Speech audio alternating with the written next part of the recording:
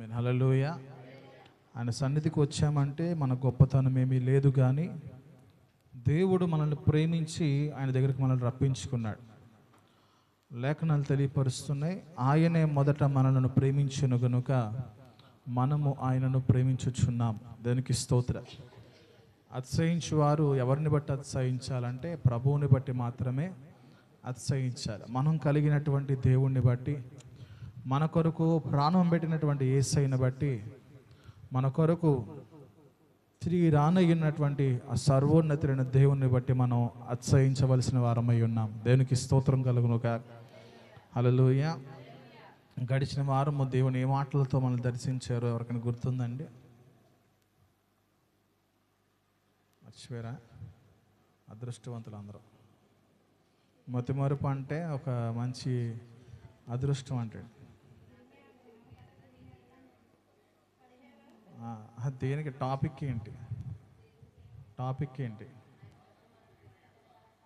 ఆయన తట్టు మనం తిరగాలి. తిరిగితే ఆయన మన తట్టు తిరుగుతాడు. మంచిది. దేనికి స్తోత్రం కలుగునుగా. సరే, లైన్లోనే ఉన్నారు, మీ ట్రాకులు తప్పలేదని అర్థమైంది. సరే, దేవుని లేఖనాల్లో ఇది నాన్న కొన్ని మాటలు మనం ధ్యానం చేసుకుందాం. ప్రసంగి గ్రంథము 5వ అధ్యాయము.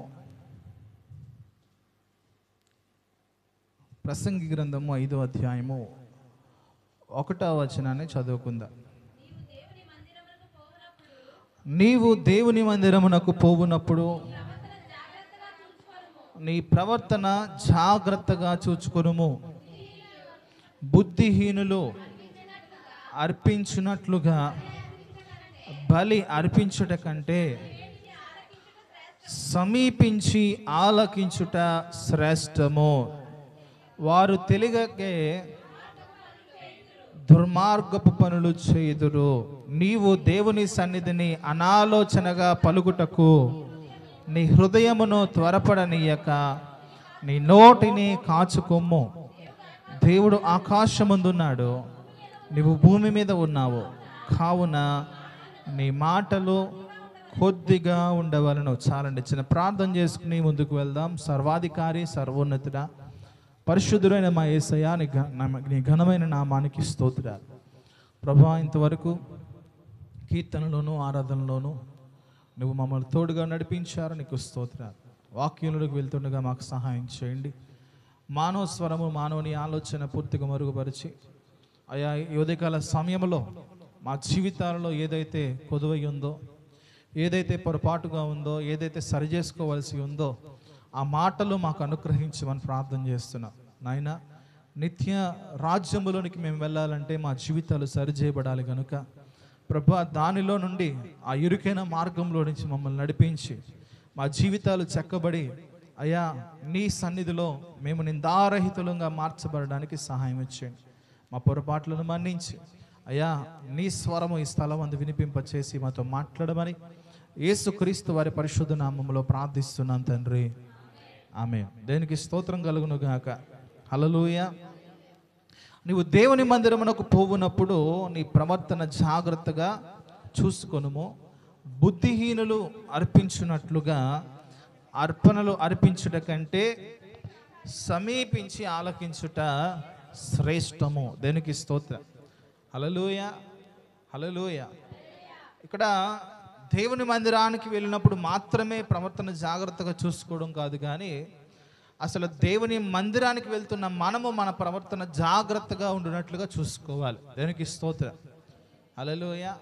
దేవుని వాక్యంలో మనం చూడగలిగితే 1 కొరింథీయులకు రాసిన పత్రికలో అపోస్తలుడైన పౌలు అంటున్నాడు, తీయద్దు కానీ మీ దేహము దేవునికి ఆలయమై ఉన్నదని మీరు ఎరుగరా అని మాట రాస్తున్నాడు. అంటే మొదటి ఆలయం ఏంటంటే మన దేహం. ఇప్పుడు దేవుని యొక్క ఆలయము అంటే దేవుడు నివాసం ఉండేటువంటి స్థలం. ఆయన మనతో కూడా ఉండాలని ఆశ కలిగి ఉన్నాడు. ఆయన మనతో కూడా ఉండాలంటే మన దేహమైనటువంటి ఆయన ఆలయము ఎలాగుందో జాగ్రత్తగా మనం చూసుకోవాలి. దేనికి స్తోత్రం కలుగునుగా. హల్లెలూయా. నువ్వు దేవుని మందిరానికి వచ్చినప్పుడు నీ ప్రవర్తన జాగ్రత్తగా చూసుకొని మాట రాస్తున్నాడు. అంటే మన ప్రవర్తన ఎలాగుందో ఎవరికి తెలుస్తుందంటే మొదటిగా మనకే తెలుస్తుంది. ఎవరైనా ఎవరి ప్రవర్తన గురించి అయినా చెప్తే ఊరుకుంటారా? నేను మీ గురించి ఇలా ఉన్నారేటమ్మా అలాగ ఉన్నారేమంటే ఊరుకుంటారా? మీరు నా గురించి అలా చెప్తే ఊరుకుంటాను నేను అంటే ఎవరు కూడా ఎవరి గురించి వేలు పెట్టి చూపించినప్పుడు వారు సహించలేరు. అంటే వాక్యం చెబుతుంది అంటే నీ ప్రవర్తన ఎలాగుందో నువ్వు చూసుకో. ఎలా చూసుకోవాలి చెప్పాలంటే, నా ప్రవర్తన నాకు నచ్చుద్ది, మీ ప్రవర్తన మీకు నచ్చుద్ది. అవునా? నా ప్రవర్తన మీకు నచ్చదు, మీ ప్రవర్తన అసలు మన ప్రవర్తన ఎవరికి నచ్చాలి? వాక్యానికి నచ్చాలి. ఎవరికి? వాక్యాన్ని దేవుడు మనకు ఎందుకు ఇచ్చాడు అనుకుంటున్నారు? స్టిక్కరింగ్ చేయించుకోవడానిక? ఏమంటే లామినేషన్ చేయించుకుని గోడలో పెట్టుకోవడానిక? దేనికోసం తెలుసా? వాక్యము అంటే అద్దం అంట. దేనికండి? ఎవరింట్లో అద్దాలు ఉన్నాయి? ఎవరి దగ్గర లేరు అనుకుంటా, చాలా భేదోళ్ళండి మీరు. ఎవరింట్లో ఉన్నాయండి అద్దాలు? ఉన్నాయా? ఎంతమంది చేతులు ఎత్తండి ఒకసారి. దానివల్ల ఉపయోగం ఏంటి మనకి? దానివల్ల మనకు ఉపయోగం ఉందా లేదా? రోజుకి ఎన్నిసార్లు వాడతారు? రోజుకి ఎన్నిసార్లు వాడతారు? ఏమండి? ఏ సమయాల్లో వాడతారు? అవసరం కాబట్టే వాడతాం. అవునా? అవునా కాదా? అది వాడకపోతే ఏంటి పరిస్థితి? అది వాడకపోతే ఏంటి పరిస్థితి అండి? మన జుట్టు ఎలాగుందో, మన పిలక ఎలాగుందో అండి, మన లేచిన తర్వాత ఎలా ఉన్నామో ఏం తెలియదు ఇంకా. అంటే మన ప్రవర్తన పై రూపం ఎలాగుందో తెలియాలంటే అర్థం చూడాలి.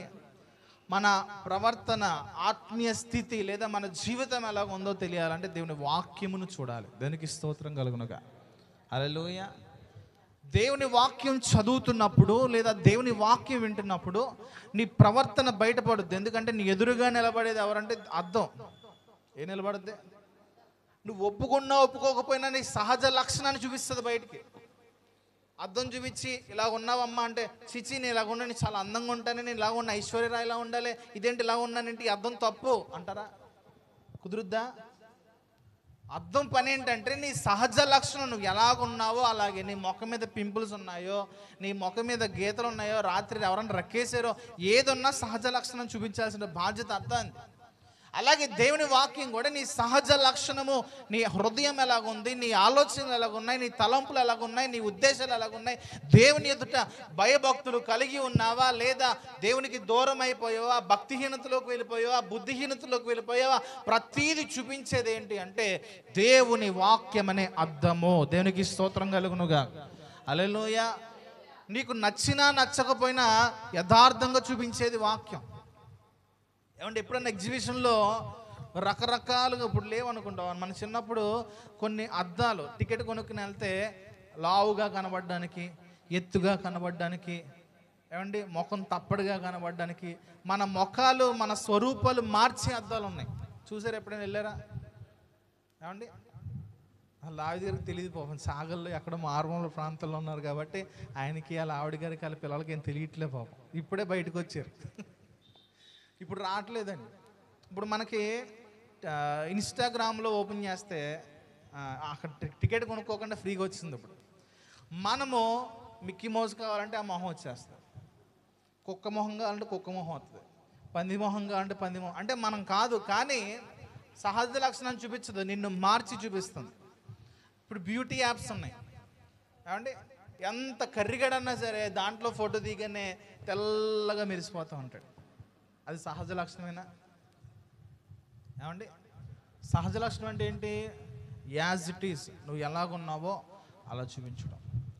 దేవుని వాక్యము మాత్రమే ఏ మెరుగులు లేకుండా, ఏ సౌందర్యాన్ని అంటించకుండా లేదా ఏది లేని దాన్ని కలపకుండా యథార్థముగా తెలియపరిచేటువంటి అర్థం ఏమైనా ఉంది అంటే అది దేవుని వాక్యం మాత్రమే. దేవునికి స్తోత్రం కలుగునుగా. హల్లెలూయా. అయితే నువ్వు దాన్ని అంగీకరించే విషయంలో నీకు వాక్యానికి మాత్రమే అది ఆధారపడి ఉంది. కొంతమంది దాన్ని అంగీకరించవచ్చు, కొంతమంది అంగీకరించకపోవచ్చు, కొంతమంది దాన్ని సరి చేసుకోవచ్చు, కొంతమంది సరి చేసుకోకపోవచ్చు. అది ఎవరి చేతిలో ఉందంటే దాన్ని చూసేవారి చేతిలోనే ఉంది. ఇక్కడ అంటున్నాడు, నీవు దేవుని మందిరమునకు పోవునప్పుడు నీ ప్రవర్తన జాగ్రత్తగా ఏం చేయాలి? చూసుకోవాలి. అంటే ఒక్కసారే మారిపోవాలని నేను చెప్పట్లేదు, కానీ ప్రతి దినము నువ్వు సరి చేసుకుంటే మార్చబడతావు. ప్రతి దినము కూడా అద్దంలో చూసుకుని నేను ఇలాగ ఉన్నానేంటి, నా స్థితి ఇలా ఉండకూడదు, దేవుని వాక్యం ఇలా ఉండమని చెప్పట్లేదు కదా అని నీకు నీవుగా దేవుని వాక్యముతో నీ జీవితాన్ని పోల్చుకుంటూ నడిచినప్పుడు నీ ప్రవర్తన ఒక రోజున దేవునికి అంగీకారంగా మార్చబడుతుంది. దేవునికి స్తోత్రం కలుగునుగా. హల్లెలూయా. మోషే 40 దినాలు దేవునితో గడిపినప్పుడే దేవుని మహిమతో మోషే నింపబడ్డాడు. ఎన్ని దినాలు? 40 దినాలండి. 40 దినాలు సహవాసం చేశాడు. అంటే కంటిన్యూస్గా తన జీవితం, మోషే బ్రతుకు వేరు, మోషే నడవడిక వేరు. కానీ దేవుడు పిలుచుకున్న తర్వాత మోషే దేవునితో సహవాసం చేస్తూ ఉన్నప్పుడే మోషే స్వరూప్యము మార్చబడింది. నీవు నేను మన బ్రతుకులు వేరు, కానీ ఎప్పుడైతే దేవుని వాక్యముతోనూ లేదా దేవునితోనూ సహవాసం చేస్తామో అప్పుడు మన స్వరూప్యము కూడా మార్చబడుతుంది. రోమీలకు రాసిన పత్రిక 12వ అధ్యాయం అంటున్నాడు, మీరు రూపాంతరము చెందాలి అని వాక్యం చెబుతుంది. ఏమంటున్నాడు అక్కడ? మీరు మారు మనసు పొంది రూపాంతరం చెందాలి. మనం అనుకుంటాం, ఏమంటే నేను మారు మనసు పొందానండి, అందుకే కదా బాప్తీసం తీసుకున్నాను. బాప్తీసం తీసుకున్న తర్వాత మనకు మారు మనసు అవసరం లేదంటారా? ఏమండి? ఖచ్చితంగా కావాలండి. ప్రతి దినము నీవు వాక్యం విన్నది, వాక్యం దగ్గరికి ఎందుకు వస్తుందంటే నువ్వు మార్పు చెందాలని. వాక్యం అంత ఎందుకు మాట్లాడుతుందంటే మనలో మారు మనసు రావాలనే. దేవునికి స్తోత్రం. హల్లెలూయా. మనం మట్టుకు వింటున్నామే కానీ దాన్ని గ్రహించలేకపోతున్నాం. ఎన్ని వాక్యాలు అంటావండి? మన బుర్ర నిండా ఏమున్నాయి? మన బుర్ర నిండా ఉన్నాయి, కానీ హృదయంలో లేదు. ఒక్కొక్కరి దగ్గర కాస్ట్లీ బైబిల్స్ ఉంటాయి, కానీ ఏముండదు. ఒక్కొక్కరి దగ్గర 10 బైబిళ్ళు ఉంటాయి, కానీ ఏముండదు. ప్రతి ఫోన్లో బైబిల్ యాప్ ఉంటుంది, కానీ ఏముండదు. లేచిన తర్వాత ప్రతి స్టేటస్లో దేవుని వాక్యం ఉంటుంది, కానీ ఏముండదు. ఉంటాం మట్టుకు ఉంటున్నాయి, కానీ వెంటాం మట్టుకు వింటున్నాం, కానీ దాన్ని ఆచరించలేని స్థితిలో ఉంటున్నాం.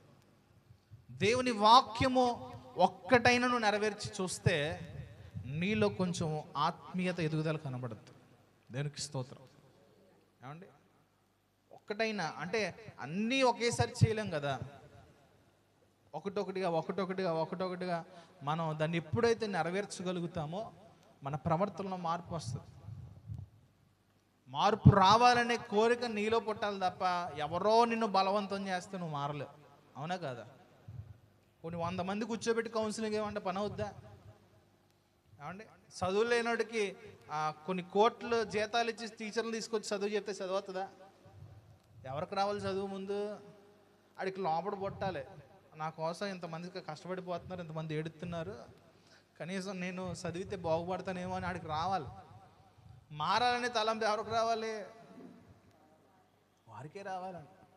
అద్దంలో చూసినప్పుడు పొద్దున్నే లేచిన తర్వాత మొహం కడుక్కోకుండా తలదూకోకుండా బయటకు వచ్చేది ఎలా ఉంటుందండి? ఎలా ఉంటుంది? ఏమండి? లేచిన తర్వాత అందరూ పొద్దున్నే పాలడు దగ్గరికి అలాగ వెళ్ళండి ఒకసారి, ఏమవుతాడు? ఆడి మీద ఆత్మహత్యాయత్నం ఏదో ఉంటారు చూసారు, అలాగా హత్యాయత్నాలు జరుగుతాయి ఆడికి. అంటే నా ఇష్టం, నేను ఎలా ఉంటే నీకు ఎందుకు అంటే అది కాదు. దేవునికి మనం నచ్చాలండి. మొదటగా మనం ఆల్రెడీ మన స్థితులు బాగోనప్పుడే మనం చూసాడు. ఎప్పుడు చూసాడు మనల్ని? యాక్చువల్ ఆయన పెళ్లి చూపులు జరిగినప్పుడు మన స్థితులు బాలా. ఇప్పుడు పెళ్ళికి రెడీ అవ్వాలి మనం. నువ్వు అందవికారంగా ఉన్నప్పటికీ కూడా ఆయన నిన్ను ప్రేమించాడు. అందవికారంగా ఉన్నప్పటికీ, సౌందర్యం లేనప్పటికీ కూడా నిన్ను పెళ్లి చేసుకోవడానికి సిద్ధపడ్డాడు ఆయన. దేనికి స్తోత్రం కలుగునుగా. ఇప్పుడు ఏం చేయాలి తెలుసా? పెళ్ళికి రెడీ అవ్వాలి. పెళ్ళికి కూడా అలాగ ఉందామా? పెళ్ళికి ఎన్ని చేస్తామండి? ఎంత బాధ ఎదురవుతాం? వాక్యముతో మేకప్ చేసుకుందాం. దేనికి స్తోత్రం. మేకప్ వద్దు, లోపల నుంచి అంటే లోపల నుంచి సౌందర్యం రావాలంటే ఏం చేయాలి తెలుసా? ఫ్రూట్స్ తినాలంట. ఏం చేయాలి? ఫ్రూట్స్ తినాలి. ఫ్రూట్స్ తింటే లోపల నుంచి సౌందర్యం పెరుగుద్ది. అలాగే వాక్యాన్ని మనం చదివితే ఉంటే ఆత్మీయ సౌందర్యం మనలో పెరుగుద్ది. దేనికి స్తోత్రం. వాక్యాన్ని నెరవేరుస్తూ ఉంటే మనలో ప్రవర్తనలు మార్చబడుతూ ఉంటాయి. వాక్యాన్ని ధ్యానిస్తూ ఉంటే మన జీవితాలు మార్చబడుతూ ఉంటాయి. ఇదిగో అప్పుడు మనము పెళ్ళికి సిద్ధపడిన వారమై ఉంటాం. అండ్ ప్రకటన గ్రంథంలో ఒక మాట చెప్తుంది తెలుసా, గొర్రెపిల్ల వివాహోత్సవము సమీపించి ఉన్నది కనుక ఆయన వధువు కన్యకైనటువంటి సంఘము సిద్ధపడింది అనే మాట రాయబడింది. మనం సిద్ధపడాలి. ఏం చేయాలి? పెళ్ళికి ఎంతమంది సిద్ధపడ్డారు? పెళ్ళి అయిపోయిన వాళ్ళు అలాగే మంచం మీద లేచి వెళ్ళిపోయారా? 4 5 లెగిసిపోతారండి. ఎప్పుడు మామూలుగా ఇల్లు తోడడానికే లెగరు. పెళ్ళికి ఎప్పుడు లెగుస్తారండి? లెగిసిపోయి మన వెంటనే స్నానం చేసి మేకప్ వేసుకుని లిప్స్టిక్ వేసుకుని ఐబ్రోస్ చేసుకుని ఇంకేముంటాయి దాంట్లో, ఆ కిట్ ఉంటుంది కదా, పెద్ద పెట్టి ఉంటుంది. అప్పట్లో టాయిలెట్ బాక్స్ అనేవారండి. టాయిలెట్ బాక్స్ ఇలా ఓపెన్ చేయగానే దాంట్లో మొత్తం సామాగ్రి అంతా కనబడేది. ఇప్పుడు టాయిలెట్ బాక్స్ అంతా కూడా బ్యూటీ పార్లరే. ఒక 3,000 5,000 పడేస్తే చక్కగా మన రూపాన్ని మార్చి పడేస్తారు వాళ్ళు. దేవునికి స్తోత్రం. హల్లెలూయా. ఎక్కడ మార్చబడాలంటే మనం దేవుని వాక్యములో మార్చబడాలి. దేవునికి స్తోత్రం కలుగునుగా. తర్వాత అన్నాడు, బుద్ధిహీనులు అర్పించినట్లుగా బలి అర్పించుట కంటే సమీపించి ఆలకించుట శ్రేష్టం.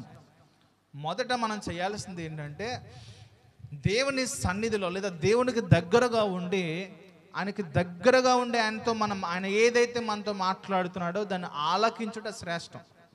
బలులు అందరూ అర్పిస్తారు, స్తుతులు అందరూ చెల్లిస్తారు, కానీ బుద్ధిహీనులు అర్పించినట్లుగా మీరు అర్పించొద్దు అంటున్నాడు. బుద్ధిహీనులు అర్పించే బలులు దేవునికి ఇష్టమా? బుద్ధిహీనులు అర్పించే బలులు దేవుడు తీసుకుంటాడు అంటే కాదు, తీసుకోడండి. మరి ఏం కావాలి? దేవునికి ఇష్టమైంది ఏంటి తెలుసా? ఆయన మాట వినుట. మొదటి సమూయేలు గ్రంథములో సౌలు విషయంలో ఇదే జరిగింది. సౌలు శ్రేష్టమైన వాటిని తీసుకొచ్చి దేవునికి శపితమైన వాటిని శ్రేష్టమైన వాటిగా చూసి బలుడు ఇవ్వడానికి తీసుకొచ్చాను అన్నాడు. కానీ అక్కడ సమూయేలు ద్వారా దేవుడు మాట్లాడుతుంది ఏంటంటే బలు అర్పించుట కంటే మాట వినుట శ్రేష్టము. దేనికి స్తోత్రం. సహోదరులారా, మనం దేవునికి మాట వినకుండా ఎన్ని చెయ్యాలనుకున్నది వ్యర్థమే. ఎన్ని బలులు చేసినా, ఎన్ని ఆరాధనలు చేసినా అవి దేవునికి ఇష్టం కాదు. ఏంటి అంటే సమీపించి ఆయన మాట విని ఆయన పాదాల దగ్గర పడి ఉండడమే దేవునికి ఇష్టం. మార్త మరియలు ఇద్దరు ఉన్నారు. మార్త విస్తారమైన పనిపాట్లు పెట్టుకుంది. అయితే మరి ఏం చేస్తుందంటే యేసు ప్రభు పాదాల దగ్గర ఉండి ఆయన మాటలు వింటుందంట. యేసు ప్రభు వారు ఏమన్నారు తెలుసా? మరియా ఉత్తమమైన దాన్ని ఎంచుకుంది. ఉత్తమమైన పని ఏంటి తెలుసా? దేవుని మాట వినడం. ఏమిండవు? దేవుని మాట విని నీ జీవితాన్ని సరిచేసుకుంటూ ఉన్నప్పుడు దేవుని దృష్టిలో నువ్వు ఉత్తమమైన వాడవుగా, ఉత్తమమైన దానిగా, శ్రేష్టమైన కార్యము చేస్తున్నట్లుగా ప్రభు దృష్టిలో మనం కనబడుతూ ఉంటాం. దేవునికి మహిమ కలుగునుగా. హల్లెలూయా. చూడండి, ఇర్మియా గ్రంథము 17వ అధ్యాయము.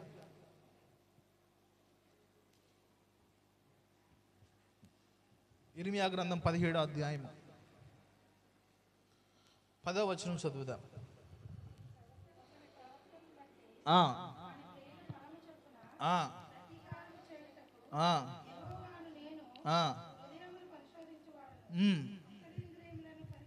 దేవునికి స్తోత్రం కలుగునుగా. చూడండి, ఒకని ప్రవర్తనను బట్టి వాని క్రియల ఫలము చొప్పున ప్రతి కార్యము చేయుటకు యెహోవా అను నేను హృదయములను పరిశోధించువాడను, అంతరింద్రియములను పరీక్షించువాడను. దేవుడు ఏం చేస్తాడు తెలుసా?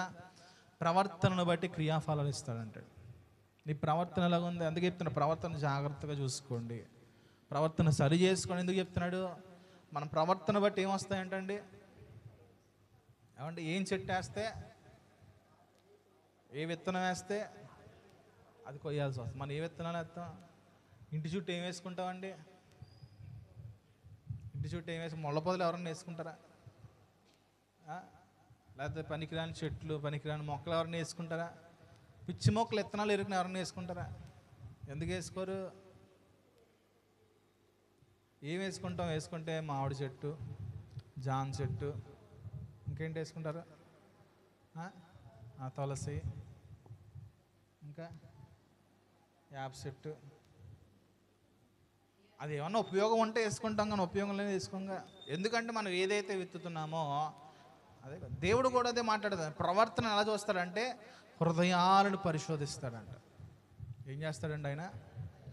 నీ హృదయంలో నుంచి యథార్థమైన మాటలు వస్తున్నాయా, లేకపోతే దొంగ మాటలు వస్తున్నాయా? దొంగ మాటలని తెలుసని తెలీదా మనకి? పైకి ఒకలాగా, లోపల ఒకలాగా. దేవుడు ప్రతీది కూడా పరిశీలిస్తూ ఉంటాడండి. మాట యథార్థంగా లేకపోయినా, ప్రవర్తన యథార్థంగా లేకపోయినా దానికి తగినట్లుగా క్రియాఫలాలు దేవుడు ఇస్తూ ఉంటాడు. కనుక మనం చాలా జాగ్రత్త కలిగిన వారమై ఉండాలి. ప్రవర్తన విషయములో సరిచేయబడే వారముగా ఉండాలి. తర్వాత 13వ వచనం కూడా చూడండి.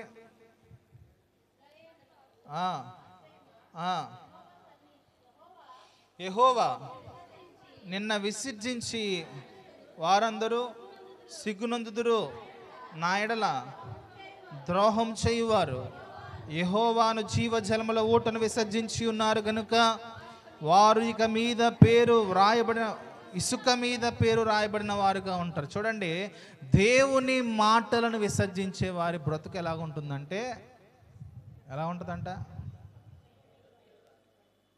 చాలామంది కొండ ప్రాంతాలకి అలాంటి ప్రాంతాలకు వెళ్ళినప్పుడు ఇలా మంచిగా నున్నని బండని కనబడింది అనుకోండి, వెంటనే అక్కడ పేరు రాసేసుకుంటారు. ఏమని? రాజ్ కుమార్ జ్యోతి లవ్ సింబల్ వేస్తారు, లేకపోతే సీను మల్లిక లవ్ సింబల్ వేస్తారు. చూసారు ఎప్పుడైనా? లేకపోతే ఇస్సా ఏమంటారండి, లీలా ప్రసన్న అంటే లవ్ సింబల్ వేసుకున్నారండి ఎప్పుడైనా? బాబీ అన్న డౌట్గా చూస్తున్నాడు, వేసే ఉంటాడు అక్కడ. దేవునికి స్తోత్రం. సిగ్గుపడుతున్నాడు పాపం. రాసుకోరండి అలాగా? ఇసుక మీద ఎవరన్నా రాస్తారా? సముద్రాల్లో రాస్తాం కదా చాలాసార్లు. ఉంటుందా? వెళ్ళి చూసాను, చూడండి ఒకసారి. ఏమవుద్దంట, రాసిన కనీసం ఒక గంట కూడా ఉండదండి. మీరు నీటి మీద అవసరం లే, కొంచెం పొడి నేల మీదకి వెళ్ళి ఇసుక మీద రాసి చూడండి, ఎందుకు ఉండదు? దేవుని మాటలను విసర్జించే వాడి పరిస్థితి ఎలాగ ఉంటుందంటే, వాడు జీవ వృక్షమునే విసర్జించినట్లు అంట. చూడండి, ఆ మాట మరలా చదవండి. యెహోవా నిన్ను విసర్జించి వారందరూ సిగ్గునందుదురు, నా ఎడల ద్రోహం చేయవారు యెహోవా అను జీవ జలముల ఊటను విసర్జించి ఉన్నారు. వారు ఇసుక మీద పేర్లు రాసిన వారుగా ఉంటారంటాడు. అంటే ఎంతసేపు ఉంటుంది ఆ పేరు? దేవుని మాటను విసర్జించడం అంటే జీవజలాన్ని విసర్జించడమే.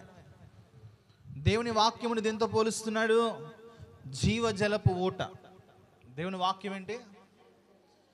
దేవుని వాక్యం ఎంత వింటావో, దేవుని వాక్య ప్రకారం ఎంతగా నువ్వు జీవిస్తావో, నీలో దేవుని జీవము నింపబడుతూ ఉంటుంది.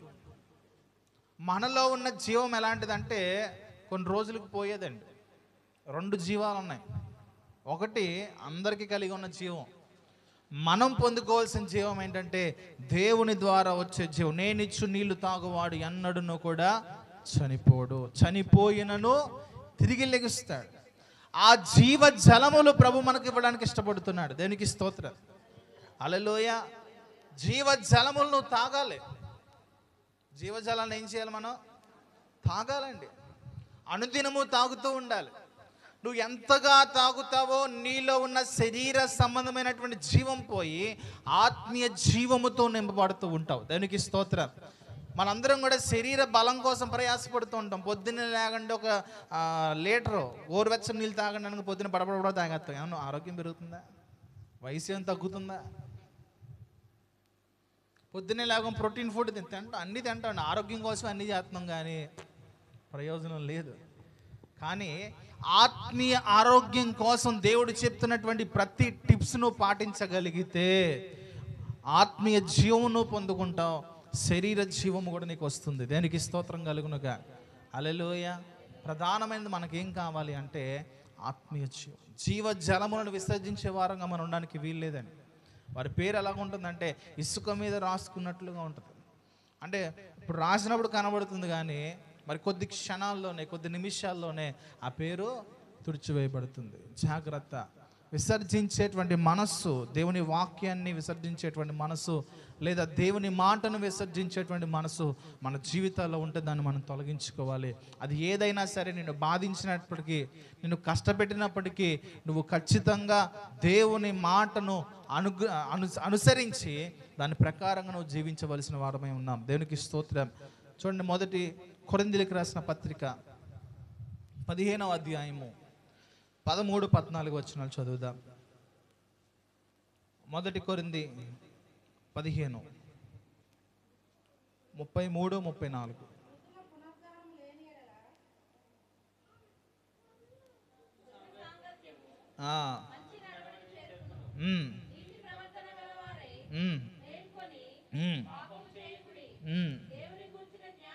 కొందరికి లేదు, మీకు సిగ్గు కలుగుటకై ఇట్లు చెప్పుచున్నాను. దేవునికి స్తోత్రం కలుగునగా. ఏమండి, ఇప్పుడు పౌలు గారు తిడుతున్నట్లా లేకపోతే పొగుడుతున్నట్లా? ఏం కలగడానికి చెప్తున్నాడంట? దుష్ట సాంగత్యము మంచి నడవడిని చెరుపుతుందంట. ఏం చెరుపుద్ది? మంచి నడవడిక మనలో ఏదైతే ఉంటుందో, మనం చేసేటువంటి సాంగత్యము దుష్టమైనదైతే అది మన మంచి నడవడికను కూడా పాడు చేస్తుంది. ఇంకో మాట చెప్తున్నాడు, నీతి ప్రవర్తన గలవారై మేలుకోవాలి. ఏ ప్రవర్తన అండి?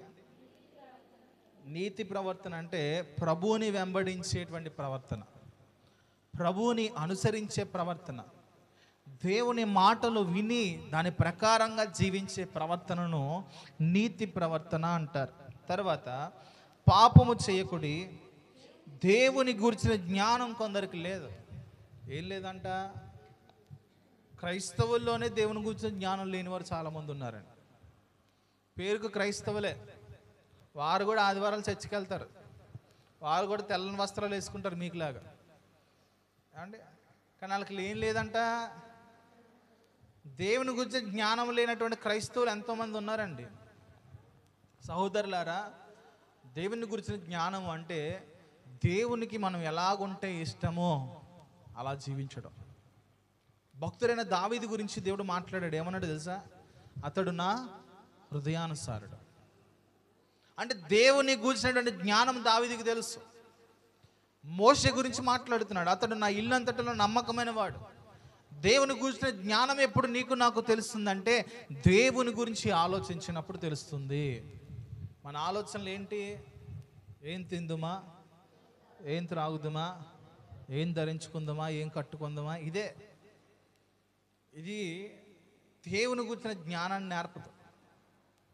ఎప్పుడు దేవుని గురించిన జ్ఞానం నేర్పుద్దంటే, నా దేవుడికి నేను ఎలాగుంటే నచ్చుతాను, నా దేవునికి నేను ఎలా నడిస్తే ఆయనకి ఇష్టము, నా మాట ఎలాగుంటే ఆయనకి ఇష్టము, నా ప్రవర్తన ఎలాగుంటే ఆయనకి ఇష్టము. ఇలా నువ్వు ఆలోచిస్తూ ఉన్నప్పుడు దేవుని గురించిన జ్ఞానం నీకు అర్థమవుతుంది. దేవునికి స్తోత్రం. ఏమండి, మనకి దేవుని గురించిన జ్ఞానం అర్థం కాకపోతే మనకిష్టమైన భక్తే మనం చేస్తాం, మనకు నచ్చిన భక్తే మనం చేస్తాం.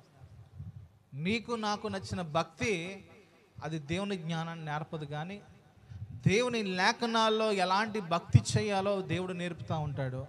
అది నువ్వు నేర్చుకుని దాని ప్రకారంగా జీవిస్తూ ఉన్నప్పుడు దేవుని జ్ఞానం నీకు అర్థమవుతుంది. దేవునికి స్తోత్రం కలుగునుగా. హల్లెలూయా. సమరయ స్త్రీ యేసు ప్రభు దగ్గరికి వచ్చినప్పుడు, లేదా యేసు ప్రభు వారు సమరయ స్త్రీ దగ్గరికి వచ్చినప్పుడు ఆమె కొన్ని మాటలు చెప్తూ ఉంది. కానీ యేసు ప్రభు వారు ఎలాంటి ఆరాధన చేస్తే, ఎలాంటి భక్తి చేస్తే దేవునికి నచ్చుతుందో చెప్పాడా లేదా? మరి ఎందుకు చెప్పాలి?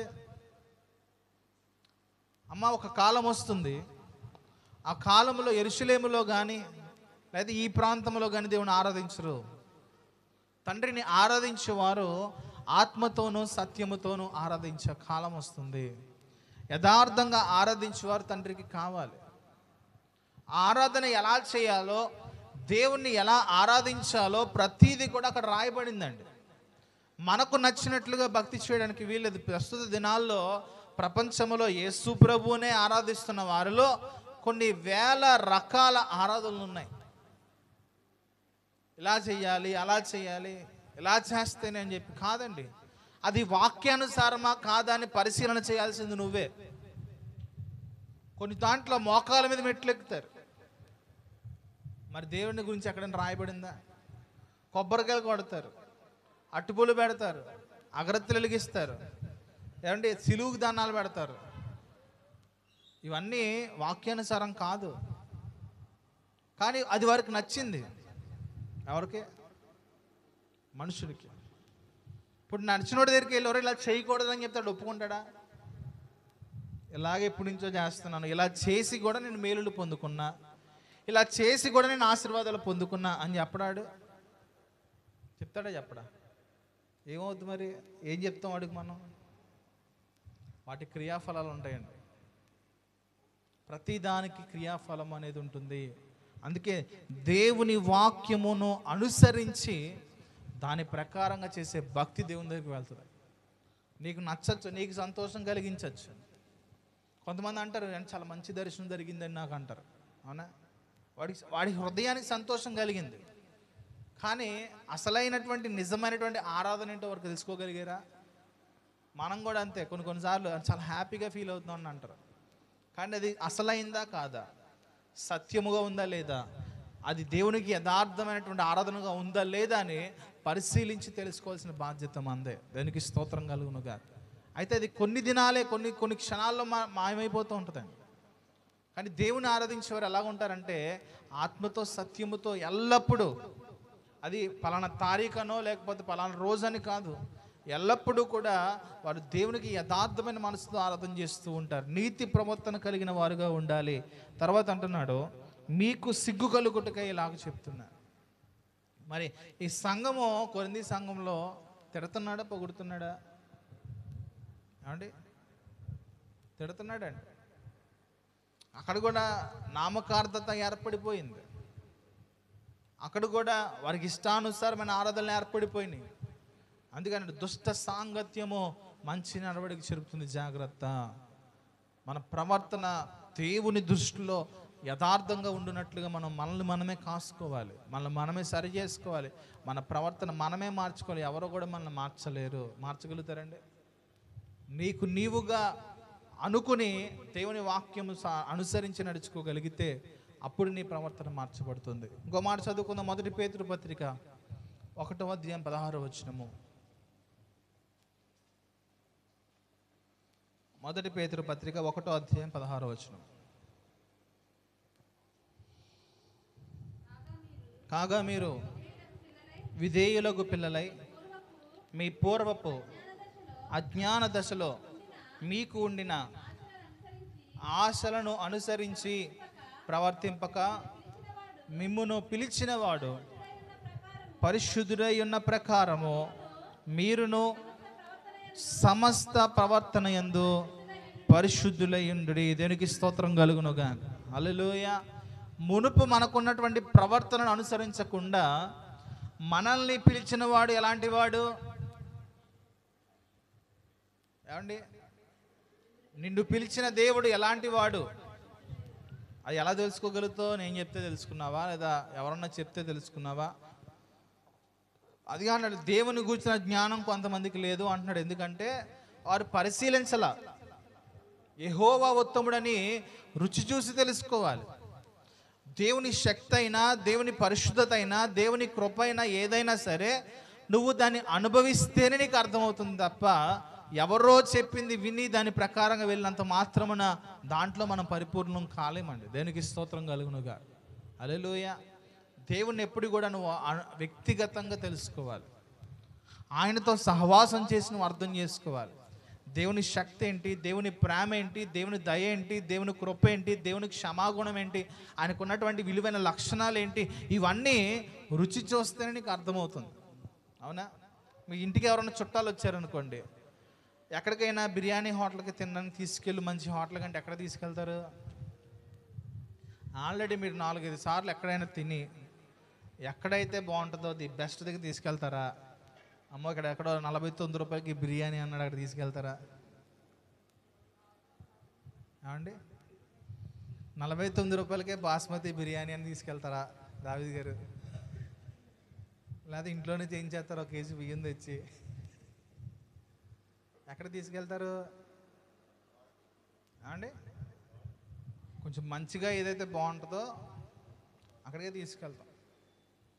ఇప్పుడు దేవుని దగ్గరికి నువ్వు ఎవరైనా తీసుకురావాలంటే ఎలా తీసుకురావాలి? నీకు అనుభవం ఉండాలి ముందు. అసలు నువ్వు దేవుని దగ్గరికి సరిగా రావాలంటే నీకేముండాలి? ఆయనతో అనుభవం ఉండాలి.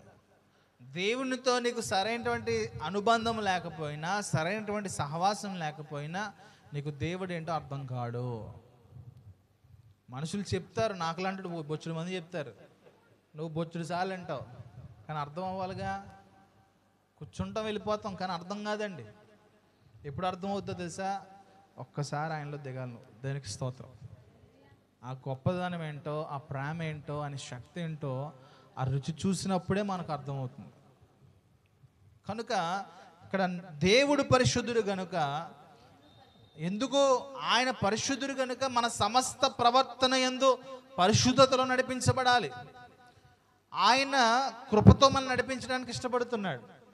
ఇప్పుడు భర్త భార్యలు ఉన్నారండి, ఏమంటే ఇద్దరు ఒక మాట మీద నడవాలంటే ఏం చేయాలి? ఒకరినొకరు ప్రేమించుకోవాలి, అవునా?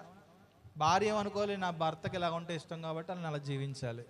భర్త ఏమనుకోవాలి, నా భార్య ఇలా ఉంటే ఇష్టపడద్ది, అలాగ ఉంటే నచ్చుతాను కాబట్టి అలా మార్చుకుంటారు. లేదా నా ఇష్టమే, నా ఇష్టం రా అంటే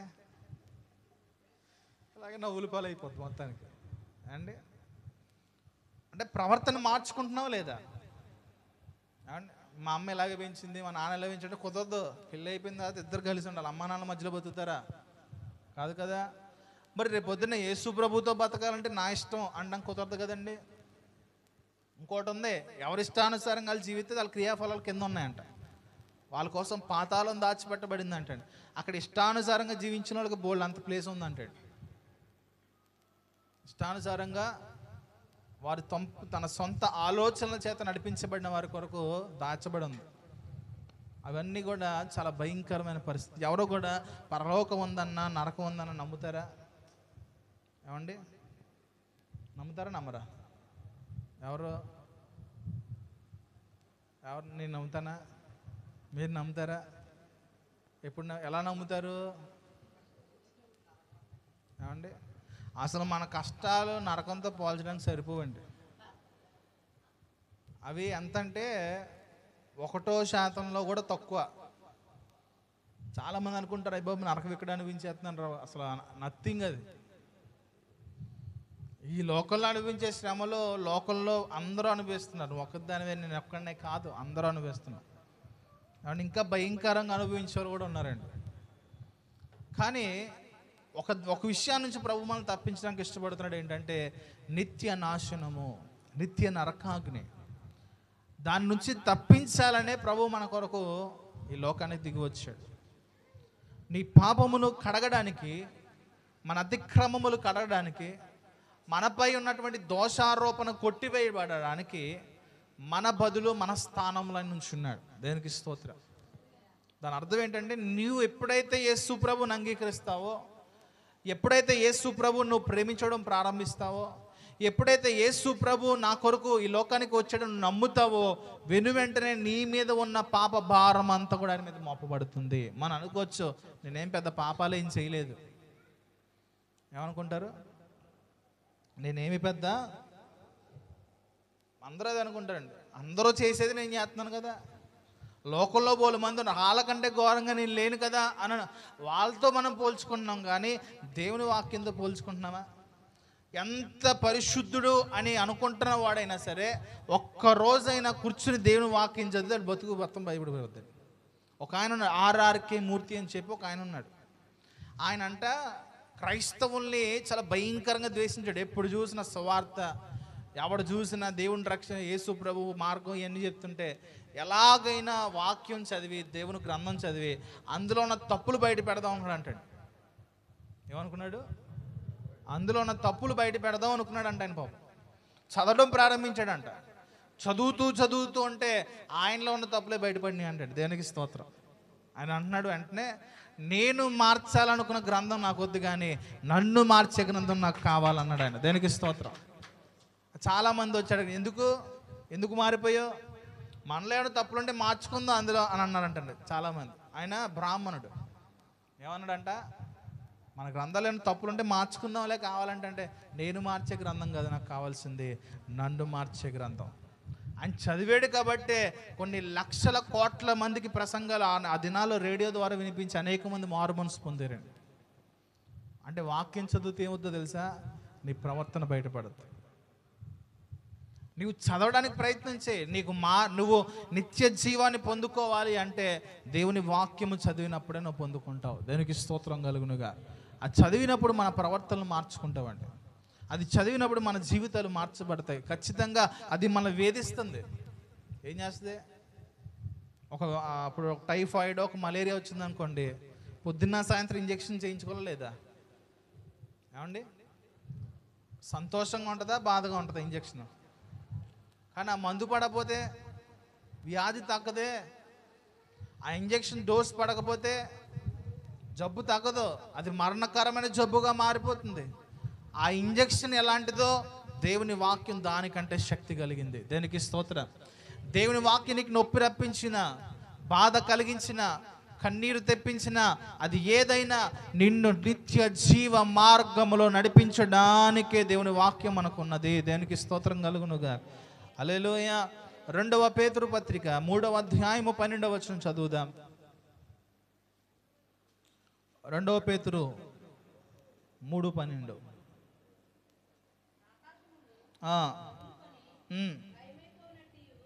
3:12 ఇవన్నీ ఇట్లు లయమైపోవును.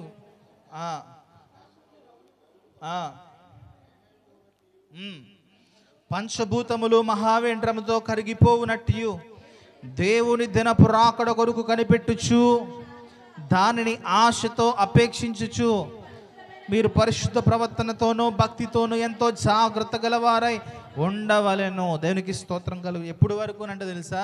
మన జాగ్రత్త కలిగి మన ప్రవర్తన కాపాడుకోవాల్సింది ప్రభువు రాకడ దినం వరకు. ఎప్పటి వరకు? అది ఎలాగ ఉంటుందంటండి, మహావేంద్రం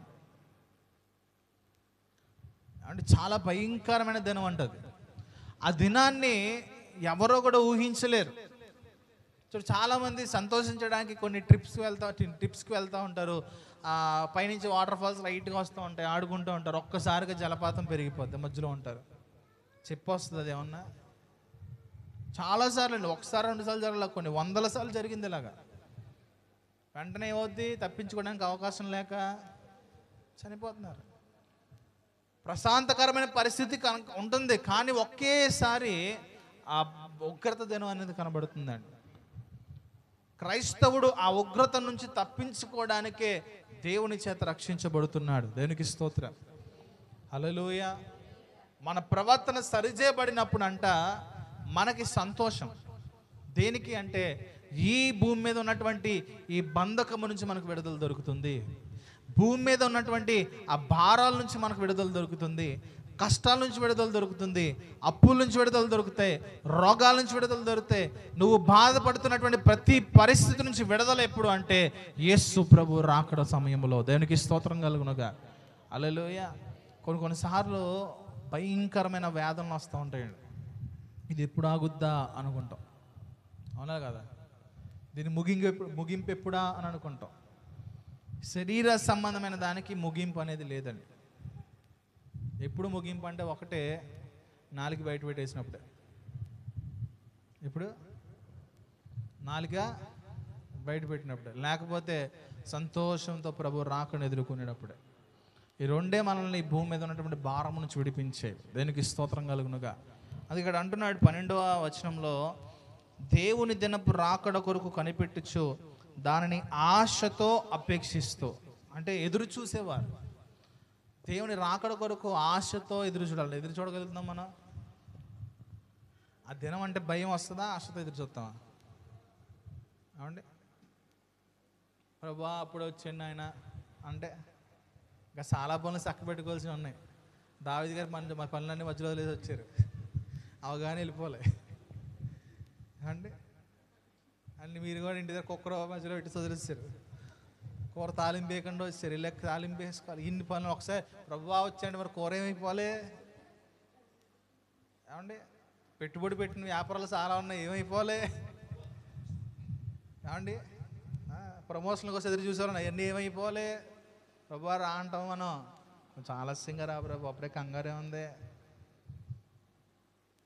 ఆలస్యంగా రా అని చెప్తాం మనం. ఆయన ఆలస్యం చేస్తుంది ఎందుకో తెలుసా? ఇంకా మారు మనసు పొందవలసిన వారు చాలామంది ఉన్నారు. ఆయన సంఘమే, ఆయన వధువు సంఘమే మారు మనసు పొందవలసిన అవసరత ఖచ్చితంగా ఉంది. దేవునికి స్తోత్రం కలుగునుగా. హల్లెలూయా. అయితే ఎవరికి వారుగా సిద్ధపాటు కలిగిన జీవితాలు కలిగి ఉండాలి. ప్రభు దినపు రాకడ కొరకు ఆశతో ఎదురు చూసినట్లుగా. అంటే పెళ్లి రోజు అనుకోండి, ఆ పెళ్లి రోజు కోసం ఎలా ఎదురు చూస్తూ ఉంటాం? ప్రతిరోజు ఆ రోజు గుర్తొస్తూ ఉంటుంది. పెళ్ళైన తర్వాత ఎందుకు వచ్చింది రా బాబు ఆ రోజు గుర్తొస్తూ ఉంటుంది అండి. అలాగా అయిన తర్వాత అవన తర్వాత అలాగ ఉంటుంది అనే పరిస్థితి. దేవునికి స్తోత్రం. ఆశతో. కానీ దేవుని సన్నిధి అంటే చాలా గొప్పది. అది దేవుని రాకడ సమయం అనేది మనం ఆశతో అపేక్షించాలంటే పరిశుద్ధమైన ప్రవర్తన కలిగి మన జీవితాలు కొనసాగించుకోవాలి. దానికి స్తోత్రం కలుగునుగా. హల్లెలూయా. చూడండి, అలా ఎదురు చూసే వారి జీవితాల్లో దేవుని కార్యాలు అలాగ ఉంటాయి. 2 మాటలు చూసి ముగించుకుందాం. సామెతల గ్రంథము 2వ అధ్యాయము 6 నుంచి 9 వచనాలు. సామెతలు 2, 6 నుంచి 9.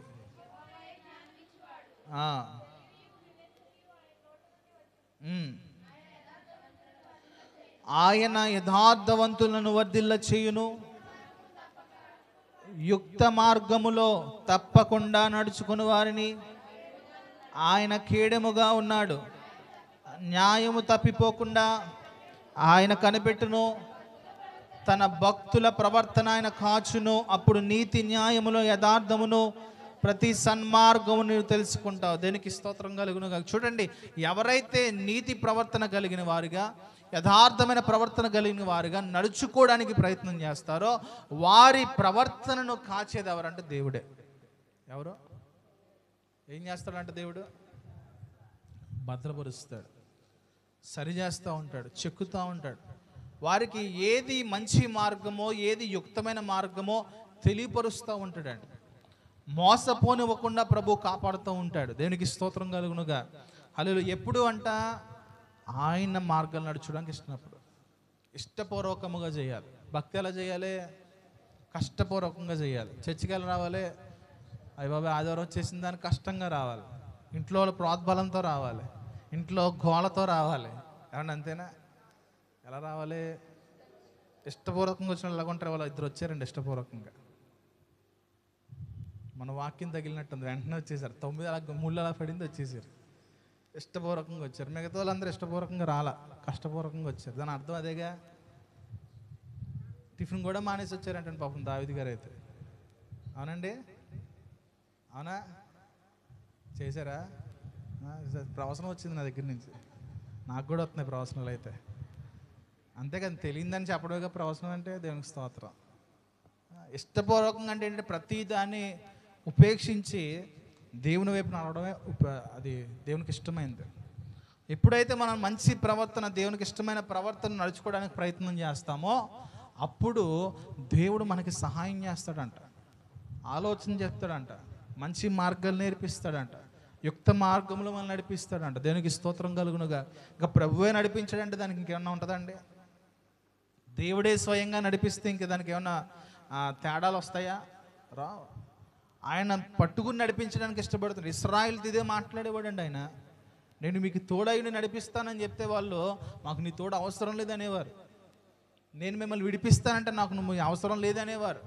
కనుక వారు భయంకరమైన శ్రమల్లో, శోధనలో కూరుకుపోతూ ఉండేవారండి. దేవుని సహాయము ఖచ్చితంగా మనకు అవసరమే. ఆయన మన తోడుగా ఉండి మనం నడిపించినప్పుడే మంచి మార్గములలో ప్రభు మనం నడిపించగలుగుతాడు. దేవునికి స్తోత్రం కలుగునుగా. హల్లెలూయా. ఆఖరి మాట చదువుకుందాం. యెషయా గ్రంథము 57వ అధ్యాయము 18వ వచనం చదువుదాం.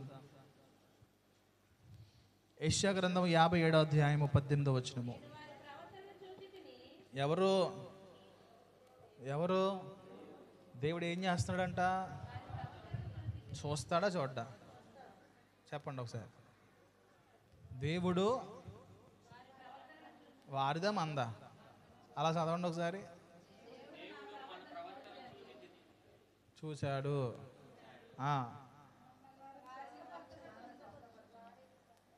ఏమవుద్ది ఇప్పుడు? దేవుడు మన ప్రవర్తన చూచినప్పుడు, మన ప్రవర్తన ఆయనకి నచ్చినప్పుడు ఏం జరుగుద్ది? ఏం జరుగుద్ది? ఎవరికి జరిగింది బైబిల్లో చెప్పండి ఒకసారి.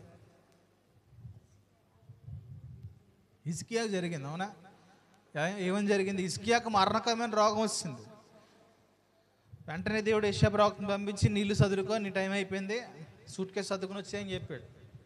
వెంటనే దేవుని తట్టు తిరిగి, ప్రభువా నీ సన్నిధిలో నేను యథార్థవంతున ఎలాగున జీవించితినో ఒక్కసారి నీ కృపతో జ్ఞాపకం చేసుకో అని ప్రార్థించినప్పుడు దేవుడు హిజ్కియా ప్రవర్తనను, నీతి భక్తిని జ్ఞాపకం చేసుకుని వెంటనే తన ప్రవక్తను పంపించి ఆయుష్ను పెంచాడండి. దేనికి స్తోత్రం. అంటే స్వస్థత వచ్చిందా లేదా? మనకి స్వస్థత రావాలంటే ఏం చేయాలి తెలుసా? స్వస్థత రావాలంటే ఏం చేయాలి? ఎందుకు వచ్చింది ఈ అనారోగ్యం? ఎందుకు వచ్చింది ఈ బలహీనత? ఎందుకు వచ్చింది కరోనా? ఎందుకు వచ్చింది కరోనా? దేవుని ఉగ్రత అండి. కరోనా ఏంటి? నమ్ముతారా నమ్మరదాన్ని? ఆ దినాల్లో, నోవాహు దినాల్లో చెడిపోయినట్లుగా భూమి చెడిపోయింది. కనుకనే దేవుని ఉగ్రత వచ్చింది. ఏదో ఒక ఊరు రెండు ఊర్లో రాలేదు కదా. ఎలా వచ్చింది? ప్రపంచానికి కదిలించింది. అవునండి, మొత్తం ప్రపంచాన్నే కదిలించేసింది. అంటే ప్రవర్తన మార్చుకోకపోతే కొన్నిసార్లు అనారోగ్యాలు వస్తాయి. అనారోగ్యాలు ఇప్పుడు వస్తాయి. ఎందుకంటే చూడండి, యేసు ప్రభు వారు ఒక వ్యక్తి దగ్గరికి వచ్చి ఆ వ్యక్తి గుడ్డితనంతో అంటే స్వస్థపరిచాడు. వెంటనే శిష్యులు అడుగుతున్నారు, ప్రభువా ఇతనికి గుడ్డితనం ఎందుకు వచ్చింది? ఇతడేమైనా పాపం చేశాడా? వీళ్ళ తల్లిదండ్రులు ఏమైనా పాపం చేశారా అని అడిగితే, ఇతడు కానీ ఇతని తల్లిదండ్రులు కానీ చేసిన పాపం బట్టి అతనికి ఇది రాలేదు, కానీ దేవుని మహిమ కొరకు వచ్చింది. దేవునికి స్తోత్రం. ఇప్పుడు 3 రకాలుగా వ్యాధులు వస్తున్నాయి. మొదటిదేంటి?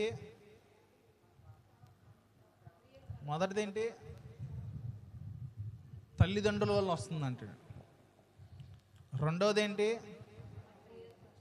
వారి సొంత క్రియల వలన వస్తుంది. మూడోది ఏంటి? మనం ఎక్కువగా ఈ 2 పక్కకు పెట్టేసి ఇది కేవలం దేవుని మహిమ కొరకు వచ్చిందండి, నాకు వచ్చింది వ్యాధి అంతా. ఏం చెప్తాం? ప్రభువా నీ మహిమ కొరకే జ్వరం వచ్చింది నాయన, యేసు నామములో తొలగించి అంటాం. కానీ అయ్యా నేను పాపం చేస్తుంటే క్షమించిన ఆయన ఈ వ్యాధిని అంటావా? అక్కడ కూడా ఒప్పుకోవే. అసలు ఎక్కడ ఒప్పుకోము అంటే, ఒప్పుకుంటే ఏమన్నా అయిపోతారు? ఆస్తులను కరిగిపోతాయా? తప్పైంది ప్రభు క్షమించు అండంలో ఏమన్నా తప్పు ఉందా? కానీ ఏమంటావు? నీ మహిమ కొరకే వచ్చింది నమ్ముతున్నాను ప్రభు. నేను ఎవడు నమ్మన్నాడు? అడిగి చెప్పాడు నీకు నమ్మని. వాక్యం నీ ఒక్కదానికి తెలిసినట్టుగా ప్రార్థన చేస్తావు. మళ్ళీ అమ్మా ఆ వాక్యం ఇచ్చిందా ఆయన? తగ్గించుకోవండి. ఎలాగంటే పరిసేడు చేసిన ప్రార్థనలాగా నేను దినానికి 3 సార్లు ఉపవాసం ఉంటా, దశమ భాగం కరెక్ట్గా చెల్లిస్తాను, నేను ఇచ్చినట్లుగా ఎవరు లేడు, ఆ సొంకరోళ్ళ నేను లేనందుకు నీకు స్తోత్రం. ఈ ప్రార్థన పక్కకి వెళ్ళిపోతాయి. జాగ్రత్త. మన ప్రార్థన ఎలా ఉండాలంటే సొంకరి చేసిన ప్రార్థన. ఎలా ఉండాలి? ఎలా ప్రార్థించాడు ఏమండి? ఆకాశం వైపు కన్నులెత్తుటకు అయిన ధైర్యం చాలక రొమ్ము కొట్టుకొనుచు, అయ్యా నేను పాపిని నన్ను కరుణించు. ఏది పెద్ద ప్రార్థన అండి? ఏ ప్రార్థన ప్రభువుకు చేరిందండి? తగ్గింపుతో చేసిన ప్రార్థన. తగ్గింపుతో చేసిన ప్రార్థన ఆ వ్యక్తిని రక్షించింది. కనుక ఎప్పుడైతే నీ ప్రవర్తన మార్చుకుంటావో దేవుడు మన ప్రవర్తన చూస్తానే ఉంటాడు. వారిని స్వస్థపరచుదును, వారిని ఏం చేస్తాడు?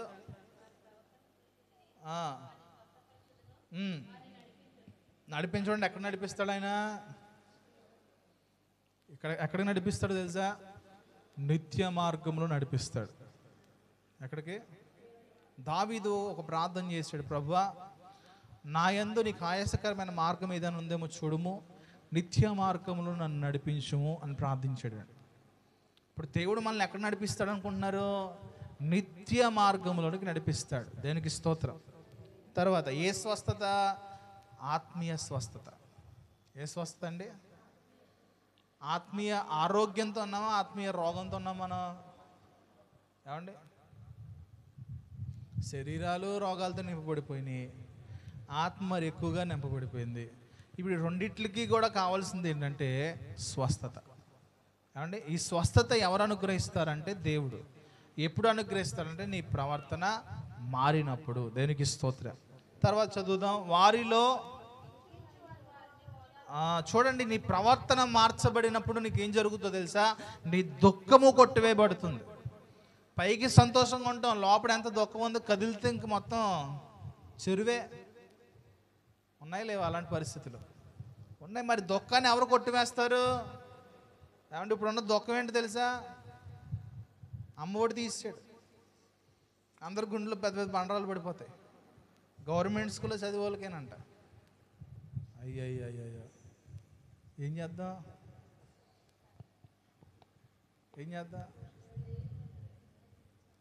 దేవుడి మీద ఆధారపడేవాడికి ఇంక బాధ ఉండదండి. దేవునికి స్తోత్రం, ఆయన ఎత్తాడు. అంటే ప్రభుత్వం మీద ఆధారపడేవాడికి మాత్రం ఇదే బాధ. తిట్టుకోవడం మొదలెడతారు. అంటే ఎవరు వచ్చినా ఏం చేసినా దేవుడే మనకి ఆశ్రయము, దేవుడే మనకి మనం ఏం చేస్తాం తెలుసా? ఇలాగే మాట్లాడతామా? మనకు రాకుండా ఎదిరింటోళ్ళకి పక్కింటోళ్ళకి వస్తే ఇంక నోట్లో నుంచి అన్నీ శాపనార్థాలే. ఎనలేక చెవులు పుండ్లెడిపోతే మొగోళ్ళు ఇంట్లో వాళ్ళకి, ఇంట్లో నుంచి బయటికి పోవాలనిపిస్తుంది మొత్తానికి. ఏంటి ఎన్ని వస్తాయండి? వస్తాయా రావా? వెంటనే మనం ఒక్కసారిగా మన మీద ఉన్నటువంటి ఆ క్రైస్తవ్యం అనే ముసుగు తీసేస్తాం. ఏం తీసేస్తాం? ఆ రోజు రాత్రి కూడా నిద్రలో కూడా ఇదే మాటలు. ఏం మాట్లాడతారో మీకు తెలుసు. అమ్మా, నీ దుఃఖం కొట్టివేయబడాలంటే నీ ప్రవర్తన మార్చబడాలి. ఇంకా ఈ మార్చాలి. నేను వారి ప్రవర్తన చూచితిని, వారిని స్వస్థపరచుదును, వారిని నడిపించుదును, వారిలో దుఃఖించు వారిని ఓదార్చుదును. సహోదరులారా, మన జీవితాల్లో ఓదార్పు అనేది మనుషుల ద్వారా ఎంత మాత్రం కూడా ప్రయోజనకరం కాదు, కానీ దేవుడిచ్చేటువంటి ఓదార్పే చాలా గొప్పదండి. ఆయన ఓదారిస్తే ప్రతి కన్నీరు కూడా తొడబడుతుంది. ఆయన ఓదారిస్తే ప్రతి దుఃఖము తుడిచివేయబడుతుంది. ఆయన ఓదారిస్తే నీ ప్రతి బాధ తీసివేయబడుతుంది. ఆయన ఓదారిస్తే నీకున్నటువంటి ప్రతి కలత కూడా తొలగించబడుతుంది. ఎందుకంటే ఆయన ఓదార్పు చాలా గొప్పదండి. దేనికి స్తోత్రం కలుగునుగా. కనుక మన ప్రవర్తన దేవుని దృష్టిలో నీతిగా ఉన్నట్లుగా చూసుకోవాలి. మన ప్రవర్తన ఆయన దృష్టిలో పరిశుద్ధంగా ఉండడానికి చూసుకోవాలి. మన ప్రవర్తన ఆయనకిష్టమైనదిగా ఉండడానికి మనం ప్రయత్నం చేసినప్పుడు ఆ ప్రభువే మనకి తోడుగా ఉండి మనల్ని నడిపిస్తాడు. అటువంటి మంచి ప్రవర్తనలో ప్రభు మనందరిని నడిపించి ఆయన నిత్య మార్గంలోనికి మనందరినీ కూడా చేర్చునుగాక.